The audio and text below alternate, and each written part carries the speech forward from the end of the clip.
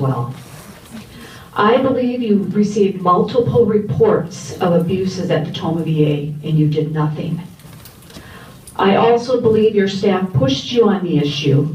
You had them sign non-disclosure agreements, you fired them, and now there's a gag order. I also believe as a result of inaction, unfortunately and tragically, a U.S. soldier died. My question is this, Senator Baldwin. What are we supposed to do as citizens to ensure that our VA is serving our veterans when elected officials as you are called upon to act and you fail to do so? Well, first of all, I want to thank you for serving our veterans. The work that the VA does is critical, and I'd like to address the issues that you raised in your question. First of all, I'm not going to do it quite in chronological order, but let me talk about a veteran who did die of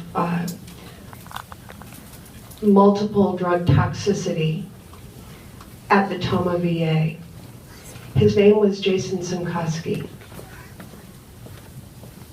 I have worked with the Simkoski family after learning of his death. I learned of his death in January, several months after he had passed away, through an article that was an investigative report.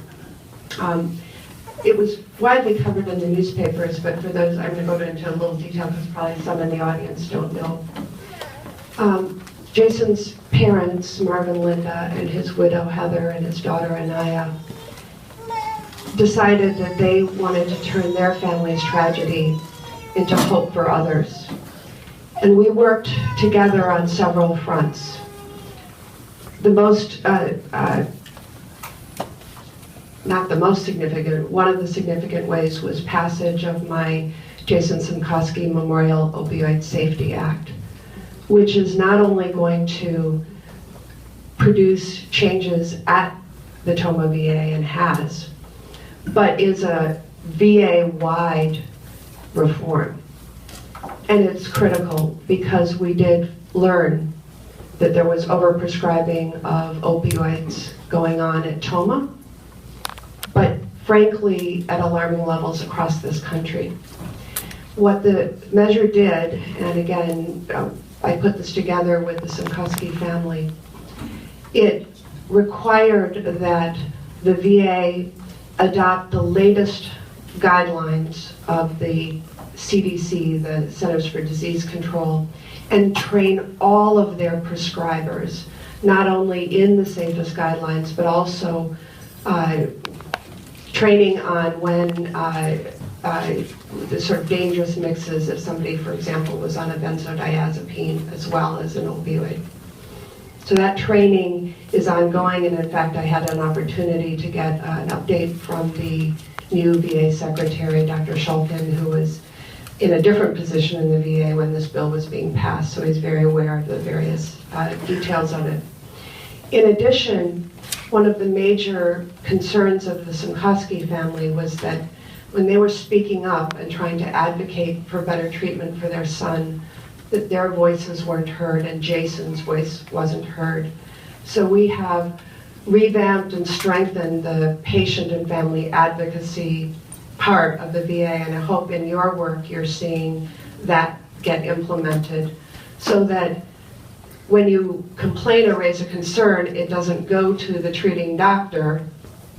It actually goes through other channels so that you can get help and advocacy. In addition, we are trying our best to make sure that there are alternatives for pain treatment in the VA, including acupuncture, water therapy in pools, a number of other issues. All of this was part of the Jason Simkoski Memorial Opioid Safety Act. In addition, I will tell you through my own work and work with Senator Johnson, the director of the Tomah VA has been removed. And the chief of staff, who is also one of the prescribing doctors in this case, has been removed, and his medical license has been stripped. He will never be able to practice at the VA or in Wisconsin again. I do want to give an explanation, since you in detailed fashion talked about what had happened before, and correct the record. I was elected, as you know, in 2012, and we had heard in, I think it was April of 2014, from a whistleblower at Tomah who raised concerns of overprescribing opioids and narcotics to our attention.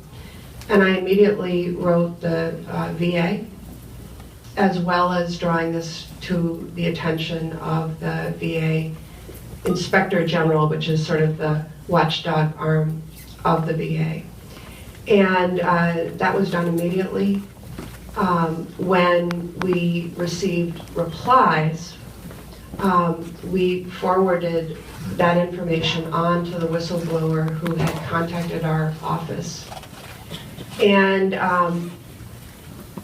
that is where I will tell you that I wish we had done more with that information than simply forward it to the whistleblower who had contacted our office and that we have been working with. I have owned up to mistakes and made changes to make sure that this won't happen again. And it is my absolute honor to have worked with the Simkowski family so closely to not just change the culture at Tomah, but to have passed national reforms for all veterans. And I will continue to work with the veterans that I represent to get them the absolute best health care and services that they have earned and deserve in serving our nation. Thank you for your question.